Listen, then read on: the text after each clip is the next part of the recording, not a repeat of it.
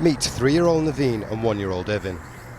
Their father was killed by ISIL fighters last year when the armed group took control of Sinjar mountain in northern Iraq. Their mother, Khalida Jabir, saw the fighters kill her husband, and with that one gunshot, her whole life changed. After they killed my husband, ISIL took and loaded the women and children in pickup trucks and put us in abandoned buildings. ISIL then from time to time came and selected the most beautiful girls and took them away. We remained in those buildings for at least 2 weeks, and it was horrible. My kids were crying and they were so afraid. There was fighting and bombings all around us, and then airstrikes hit the ISIL fighters and we escaped. There was no one to look after us. Everybody was desperate to look after themselves. In Iraq, the definition of an orphan is any child who has lost one or both parents. There are no accurate figures for how many orphans there are, but the effect on the children has been immense. Aid agencies say the families are struggling to cope with the extra mouths to feed.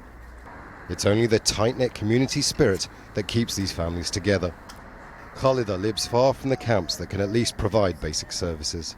That's an issue because the orphans don't get given the help that they need. Now, at least one NGO has said that 712 orphans have been separately registered by then, but they say that that's also a tiny fraction of the number of orphans out there.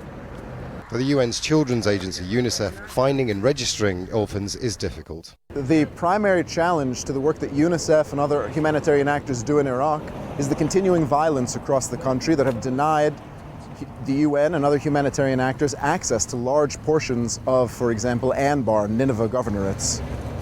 For the Kurdish regional government, dealing with the needs of orphans is also difficult because it doesn't have the experience needed. We also lack the professional expertise from workers in the humanitarian aid field who can help us. We don't have the capability to deal with children going through trauma. Coping with having one or both parents gone means that specialist care is needed, and that care isn't available because aid and government agencies say they don't have what they need, leaving an entire generation of orphans like Evin and Naveen to deal with the trauma themselves. Imran Khan, Al Jazeera, Erbil.